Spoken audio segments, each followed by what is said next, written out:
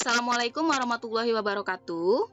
Dalam pertemuan kali ini, kita akan membahas tentang menganalisis aspek kebahasaan teks laporan hasil observasi. Materi kali ini merupakan materi lanjutan dari materi sebelumnya tentang pengertian teks observasi. Kompetensi dasarnya, yang pertama, menganalisis isi dan aspek kebahasaan dari minimal 2 teks laporan hasil observasi.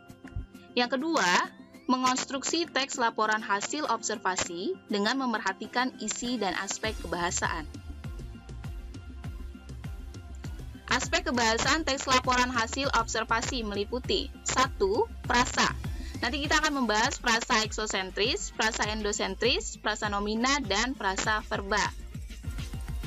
Kemudian yang kedua, kita akan membahas tentang afiksasi yang meliputi prefiks, infiks, sifiks, dan konfiks. Yang ketiga, kita juga akan membahas tentang verba yang meliputi verba transitif dan verba tak transitif. Dan yang keempat, kita juga akan membahas tentang kalimat yang meliputi kalimat definisi, kalimat deskripsi, kalimat simpleks, dan kalimat kompleks. Frasa. Tadi sudah disebutkan frasa yang kita akan bahas adalah 4 frasa. Yang pertama ada frasa eksosentris. Nah, frasa eksosentris ini adalah frasa yang tidak mempunyai persamaan distribusi dengan unsurnya. Frasa ini tidak mempunyai unsur pusat. Frasa ini tidak bisa berdiri sendiri. Contoh, ke Bandung. Ke Bandung. Ke Bandung ini merupakan sebuah frasa terdiri dari 2 kata ke dan Bandung. Ayah pergi ke Bandung. Kita masukkan dalam kalimat ayah pergi ke Bandung. Karena frasa ini eksosentris, maka dia tidak bisa berdiri sendiri. Mana yang tidak bisa berdiri sendiri? Salah satu katanya. Kalau kita hilangkan Bandung menjadi ayah pergi ke, maka tidak akan nyambung, tidak akan bisa diterima. Ini sebenarnya ayahnya pergi kemana? Menggantung. Ayah pergi ke mana? Kan kita nggak tahu. Jadi harus ada yang menerangkan di belakangnya. Ayah pergi ke Bandung, ayah pergi ke Solo. Nah, ke ini tidak bisa berdiri sendiri. Nah, ke Bandung ini makanya dinamakan frasa eksosentris. Selanjutnya ada frasa endosentris. Nah, frasa endosentris ini frasa yang kebalikannya dari frasa eksosentris.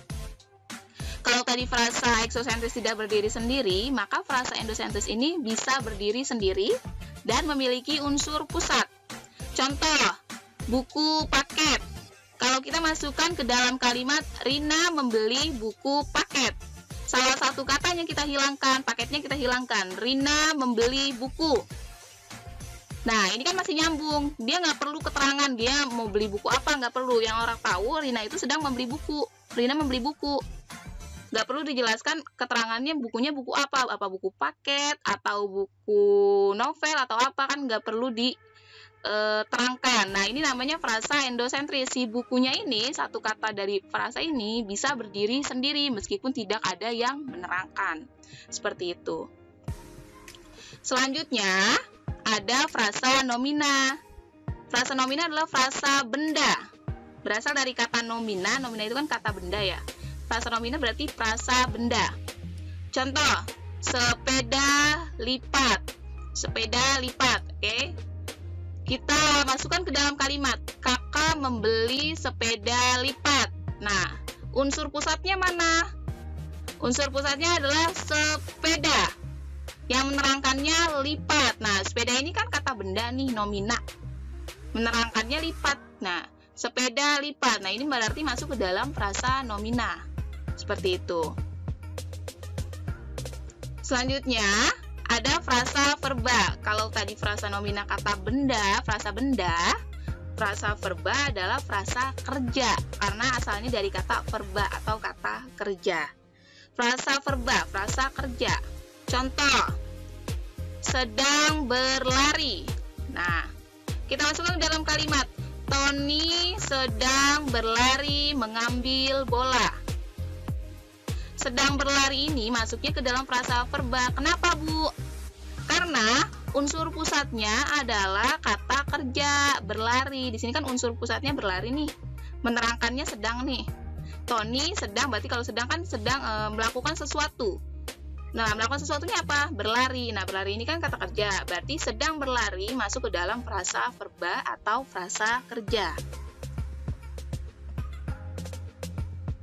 Selanjutnya ada afiksasi atau biasa disebut dengan imbuhan.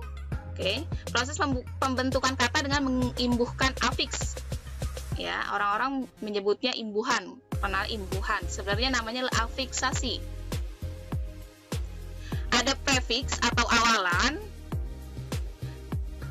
Prefiks atau awalan merupakan proses pembentukan kata dengan menambahkan imbuhan di depan. Contoh, di, ter, ke, men, pen, pra, per, ber, dan sebagainya. Nah, ini mah paling gampang ya, paling kalian sering temui, prefiks atau awalan. Contoh, berlari. Nah, ini bernya ini kan prefiks nih, awalan. Dari kata dasar, berlari dari kata dasar lari. Kata dasarnya lari. Ditambahkan awalan ber, jadi berlari. Nah, ini bernya termasuk ke dalam prefiks. Terlahir, kata dasarnya lahir. Nah, ternya ini apa? Ternya ini prefiks atau awalan. Apalagi? Memasak. Nah, itu kata dasarnya masak. Me-nya itu prefiks, awalan. Selanjutnya, ada infiks atau sisipan. Nah, ini jarang sekali orang menyadari dan jarang sekali ditemukan. Infiks atau sisipan merupakan proses pembentukan kata dengan menambahkan imbuhan di tengah bentuk dasarnya. Contoh, in, dan sebagainya. Contoh dari gemetar. Nah, gemetar ini kan kata dasarnya getar. Kemudian disisipkan dengan menjadi gemetar. Nah, ini ini dinamakan infiks atau sisipan. Lalu ada gerigi. Nah, gerigi kata dasarnya adalah gigi. Dari kata dasar gigi, kemudian disisipkan maka menjadi gerigi. Nah, gitu. Selanjutnya, itu infiks atau sisipan ya. Selanjutnya ada sufiks atau akhiran. Sufiks atau akhiran merupakan proses pembentukan kata dengan menambahkan imbuhan di akhir bentuk dasarnya. Contoh, isasi, is, an, kan, man, atau wati. Contoh, timbangan. Nah, timbangan ini kan kata dasarnya timbang. Nah, an ini merupakan sufiks atau akhiran. Panaskan. Kata dasarnya panas. Nah, akhirannya kan. Nah, ini dinamakan sufiks. Kalau mau menemukan afiksasi, kalian harus tahu dulu kata dasarnya apa.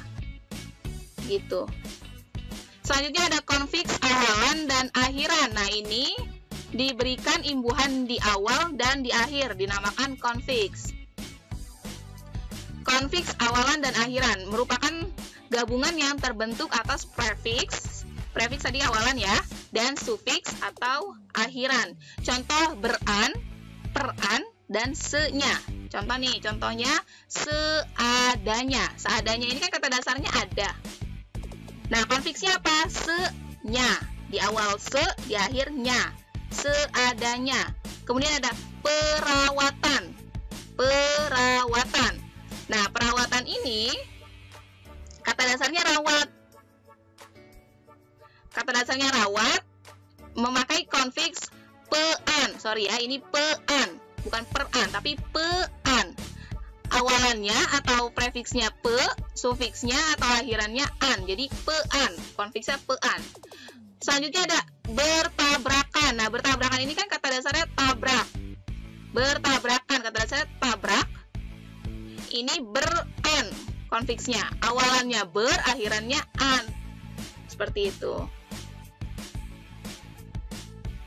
Selanjutnya verba atau kata kerja. Ada transitif dan tak transitif atau biasa disebut intransitif.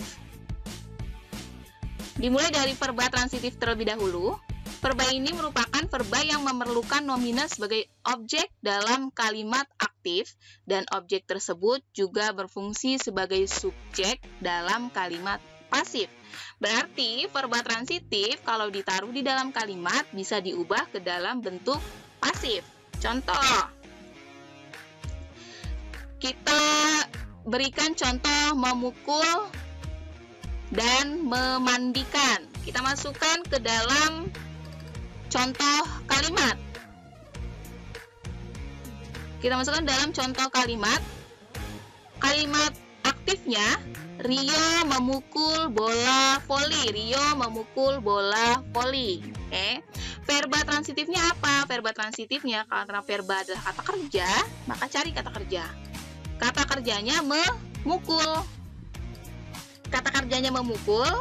Kemudian memukul ini bisa tidak diikuti objek. Rio memukul. Rio memukul apa? Kita kan harus tahu Rio memukul apa. Rio memukul bola voli. Nah, di sini kan jelaskan Rio memukul bola voli. Kemudian bisa tidak verba ini atau kata kerja ini diubah ke dalam bentuk pasif? Bisa. Bola voli dipukul Rio. Nah, bola voli dipukul Rio. Kan bisa tuh. Jadi bola volinya sudah berubah menjadi subjek di kalimat pasif. Kemudian Rio-nya berubah menjadi objek, seperti itu. Kemudian ada verba tak transitif. Verba tak transitif merupakan verba yang tidak memiliki nomina di belakangnya yang dapat berfungsi sebagai subjek dalam kalimat pasif. Contoh. Yang pertama ada lari, kemudian mandi, dan tidur. Contoh kita masukkan ke dalam kalimat verba tak transitif mandi. Verba tak transitif mandi. Maaf, ini salah. Ini harusnya verba tak transitif atau intransitif, bukan verba transitif ya. Kita ambil contoh kata mandi. Lara sedang mandi. Nah, ini kan dia tidak memerlukan objek. Lara sedang mandi. Ini kita ya udah tahu kita Lara sedang mandi. Tidak perlu dijelaskan Lara sedang mandi sore, kan nggak perlu. Kita taunya Laras mandi. Nah gitu. Kalimat di atas tidak dapat diubah ke dalam kalimat pasif. Nah itu dinamakan verba tak transitif atau verba intransitif. Seperti itu. Selanjutnya ada kalimat.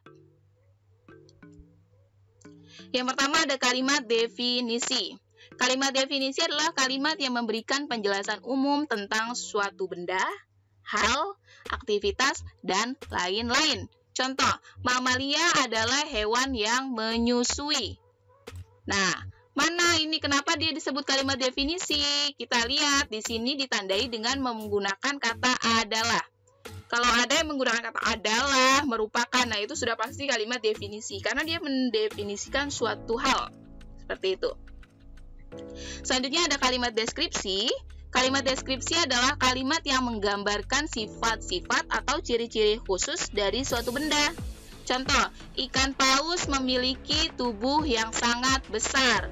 Nah, dia kan ngasih tahu nih bentuknya ikan paus gitu kan. Nah, dia memberitahukan kepada pembaca ciri-ciri dari ikan paus. Nah, ini dinamakan deskripsi. Kalimat deskripsi.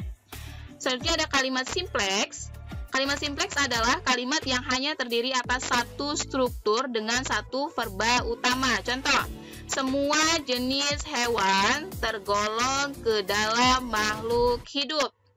Nah, semua jenis hewan ini dia nggak perlu jabarin, nggak perlu dijabarkan. Ada bebek, ada ayam, ada sapi, nggak perlu. Langsung dia wakili dengan semua jenis hewan tergolong ke dalam makhluk hidup. Nah, itu disebut kalimat simpleks. Selanjutnya ada kalimat kompleks. Kalimat kompleks adalah kalimat yang terdiri atas dua struktur atau lebih dengan dua verba atau lebih. Contoh, tanaman tembakau itu akan tumbuh subur apabila petaninya rajin menyiramnya. Nah, ini kompleks tuh kalimatnya panjang, ribet, detail. Nah, contohnya seperti ini. Tanaman tembakau itu akan tumbuh subur apabila petaninya rajin menyiramnya. Kita kan nggak perlu dijelasin siapa yang nyiram kan? Tanaman tembakau itu akan tumbuh subur apabila rajin disiram. Nah, kita hanya bisa perlu seperti itu. Nggak usah dijelaskan harus petaninya yang nyiram. Nah, itu namanya kalimat kompleks karena dia dijelasin di sini harus petaninya yang nyiram apabila petaninya rajin menyiram. Selanjutnya ada menulis teks laporan hasil observasi. Hal-hal yang diperhatikan sebelum membuat laporan hasil observasi. Yang pertama, mengamati objek yang akan diobservasi. Objek yang diamati harus merupakan objek tunggal. Yang kedua, kalian perlu mencatat data-data yang diperlukan. Yang ketiga, data yang sudah dicatat merupakan data yang akurat sesuai dengan pengamatan. Tidak boleh diubah, dikurangi, dilebih-lebihkan, tidak boleh. Harus objektif, harus apa adanya. Data yang disajikan hasil penelitian terkini. Nah, harus update, harus ketika kalian membuat laporan hasil observasi, berarti setidaknya observasi yang kalian lakukan adalah observasi yang dilakukan dalam waktu dekat, bukan beberapa tahun sebelumnya, seperti itu. Selanjutnya, jika diperlukan dapat melakukan wawancara dengan narasumber sebagai bukti penguat dan referensi. Selanjutnya ada langkah-langkah menulis laporan hasil observasi. Yang pertama, menyusun teks sesuai dengan struktur teks laporan. Di minggu lalu, saya sudah berikan materi tentang struktur teks laporan, bisa kalian lihat di situ. Kemudian, sesuaikan dengan kaidah atau ciri teks laporan hasil observasi. Yang ketiga, harus terdapat kalimat deskripsi dan kalimat definisi, tadi yang sudah saya jelaskan. Selanjutnya, jika terdapat referensi yang lain, sumber harus ditulis dalam laporan tersebut. Semua karya ilmiah yang ditulis oleh orang itu kalau misalkan mengambil informasi dari sumber tertentu, sumber harus selalu ditulis. Karena apa? Karena itu merupakan hak cipta orang. Jadi kita harus menghargainya dengan mencantumkan nama sumbernya. Tidak boleh plagiat atau hanya menyalin sesuka hati. Selanjutnya, tidak terdapat pandangan penulis atau simpulan. Ya, tidak terdapat pandangan penulis atau simpulan, maksudnya adalah jadi pandangan kalian itu tidak boleh memengaruhi laporan hasil observasi, karena laporan hasil observasi berisi fakta dan harus bersifat objektif, maka harus sesuai dengan apa yang ada di lapangan, tidak boleh ditambahkan pandangan penulis. Untuk tugas mandiri, untuk kelas 10 AKL, 10 BDP, 10 OTKP 2, dan 10 TKJ, setelah kita mempelajari bab 1 teks laporan hasil observasi, maka saya tugaskan untuk melakukan sebuah penelitian atau pengamatan. Kemudian, penelitian atau pengamatan yang kalian lakukan harus sesuai kaidah dari penyusunan teks laporan hasil observasi.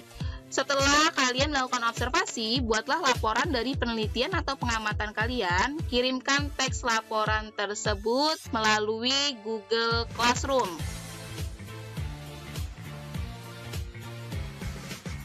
Dalam menyusun laporan teks hasil observasi, harap diperhatikan poin-poin berikut. Ketentuan pembuatan. Laporan hasil observasi diketik dengan ukuran huruf, judul 14, isi 12. Jenis huruf yang kalian gunakan Times New Roman, spasi 1,5 rata kanan kiri. Nah, ini memang sudah menjadi ketentuan dasar setiap pelajaran saya. Kalau kalian tidak tahu, tanyakan saya ke kelasnya. Kalau saya beri tugas, pasti harus selalu ada ketentuan ini. Karena ini merupakan ketentuan dasar cara penyusunan laporan ilmiah. Jadi harus dibiasakan dari sekarang. Oke, ketentuan pengiriman tugas harus berbentuk PDF. Jadi ketika kalian sudah ketik di Word, kemudian kalian convert ke bentuk PDF, dikirim tidak ke alamat email saya ya, tapi nanti saya buatkan tugas, saya rilis tugasnya di Google Classroom. Nanti kalian jawab atau upload tugas kalian di Google Classroom. Melampirkan bukti foto memakai seragam sedang mengerjakan tugas atau melakukan observasi. Oke. Jika kalian merasa belum paham, harap bertanya ke saya melalui grup WhatsApp. Oke, sekian materi kali ini. Terima kasih. Wassalamualaikum warahmatullahi wabarakatuh.